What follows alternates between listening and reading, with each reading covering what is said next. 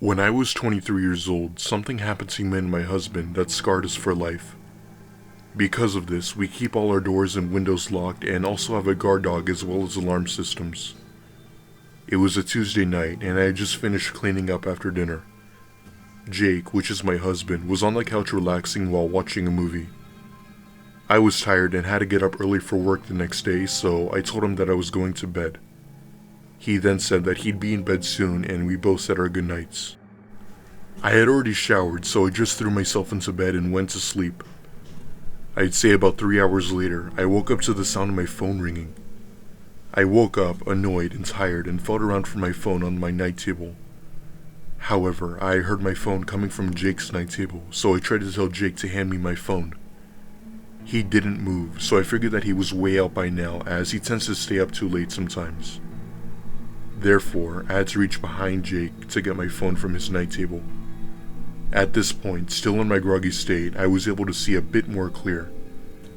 I picked up the phone and felt my heart drop into my stomach once I heard who was on the other end. The person who was on the other end was Jake.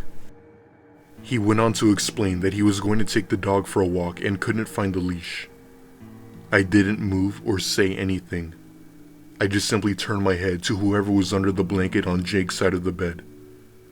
All of a sudden, someone jumped out of the bed and out the door. I began to scream frantically, yelling for Jake. I then heard Jake yell at someone from downstairs and then eventually come upstairs. At this point, I was breathing heavily and Jake then called the cops. We unfortunately had crappy security cameras throughout the house, so providing any sort of footage to the police was useless as it would be too dark and grainy. We still aren't sure as to how this person got into our house, but we now have all entrances locked and ended up moving away out of state a few months later.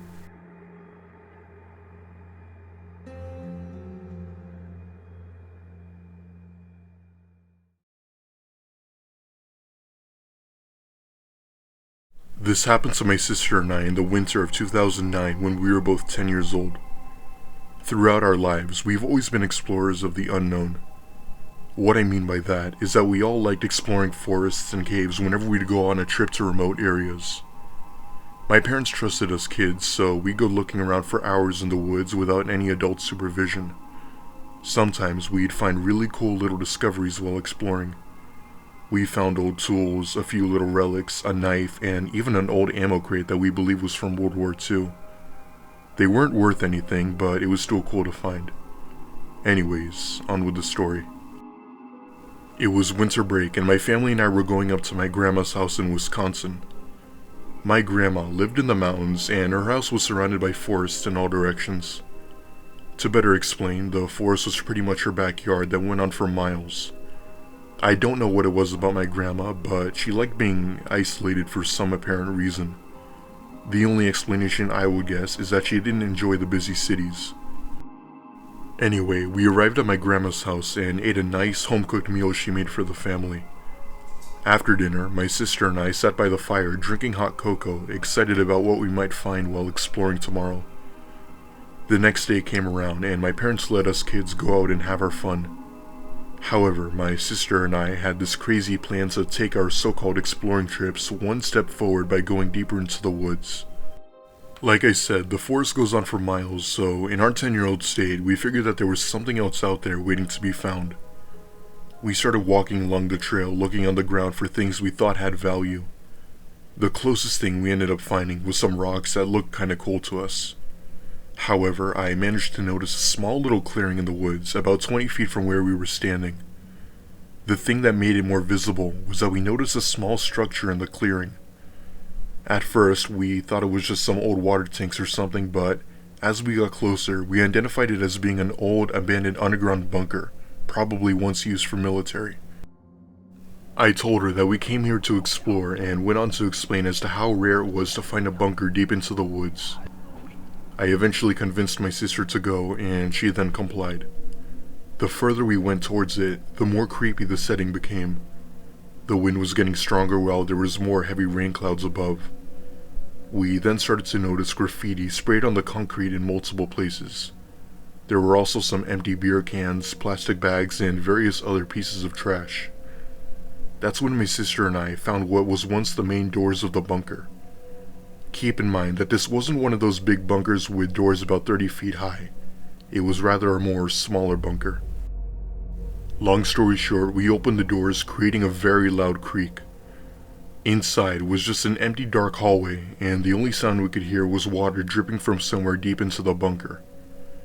Now, this was before iPhones had built-in flashlights, so we used all of the light our screens could give and used that to light the way. Looking back, it was pretty useless as our screens only illuminated what was about a foot in front of us.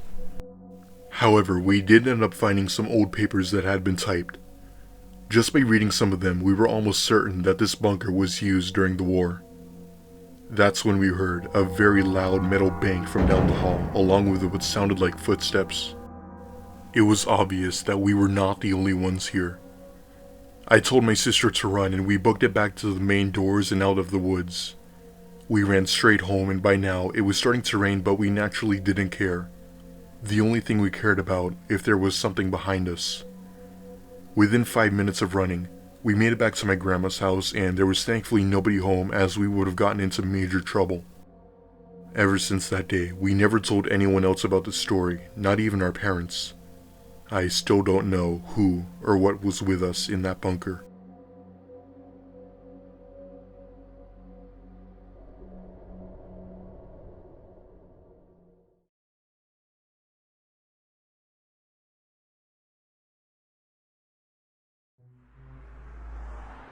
During my late childhood at around 15 to 17 years old, I've always had a fear of the night. I say late childhood as my fear of the night had started around that time because of something that nobody should ever have to go through in their life. I don't know how it happened, but somehow my fear stuck with me throughout my teenage years and so on. When I was younger, I used to think monsters would be under my bed, but as I got older I feared of being groped or attacked. Yes, I may have gotten over it just a little bit by maturing, but the reality was that the fear was still there and showed no signs of stopping anytime soon.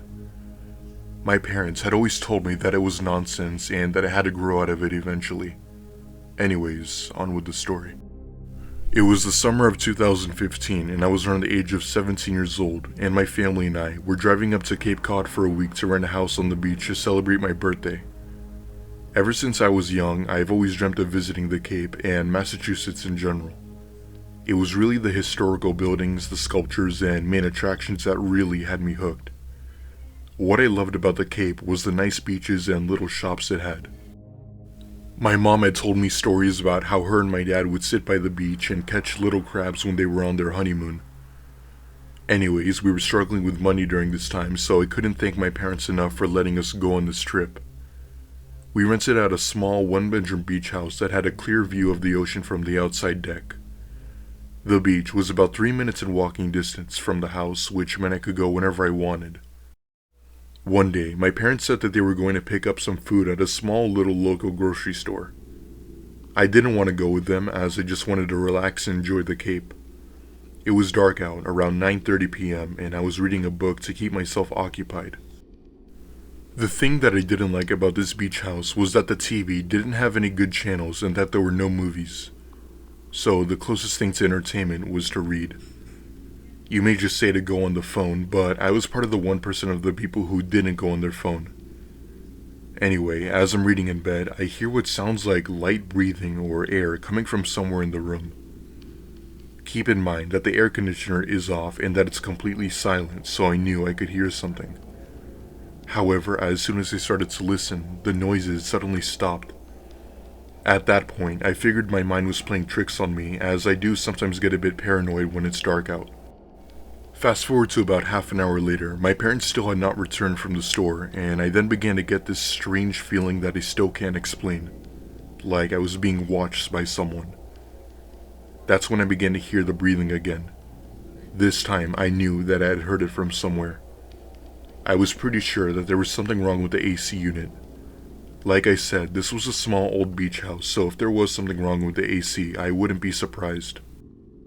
I got out of bed and put my feet down on the floor, when I felt two cold hands grab my ankles and start pulling me under. I screamed and tried to fight back, but I was a 5-foot girl at the time that weighed about 100 pounds, so I couldn't fight them even if I tried. I tried to find whatever I could to make the intruder let go of me.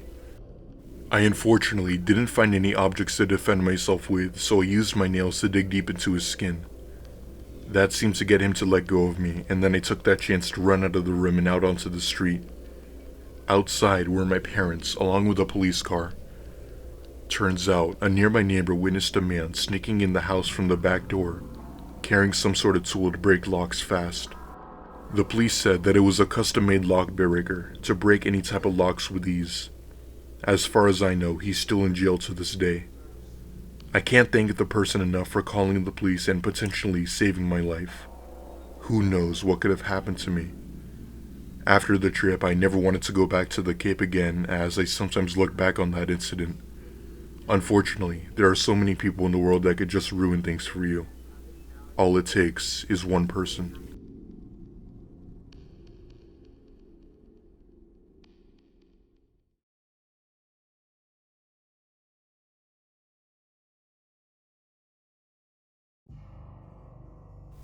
During my late 20s, I worked as a nurse at a hospital called Baptist Hospital in Florida. It was a really big hospital. You might as well just consider it as a big city. My duties and responsibilities at my job consisted of checking up on patients who were in need and to also serve them food. I had other things, but those were the major ones.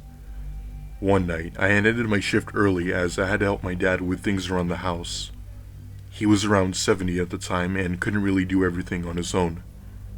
I got into my car only to realize that it wouldn't start. I quietly swore to myself and kept trying to start it.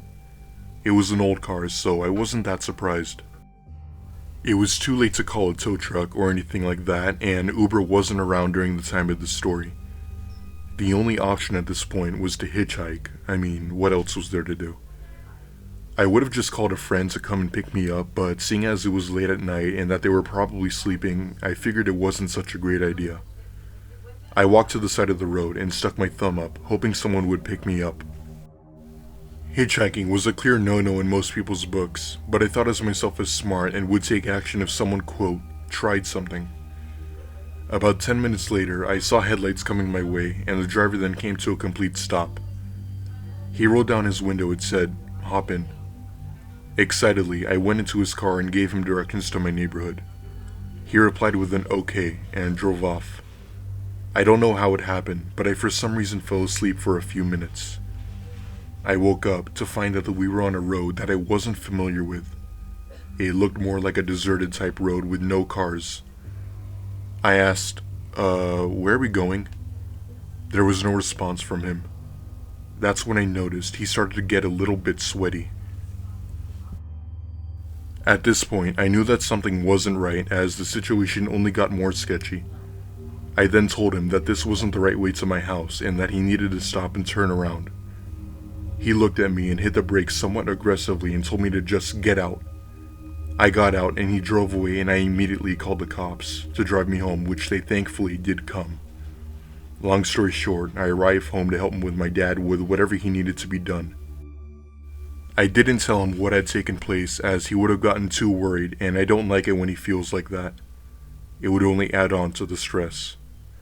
Till this day, I still don't know who that man was or what he wanted or where he was taking me.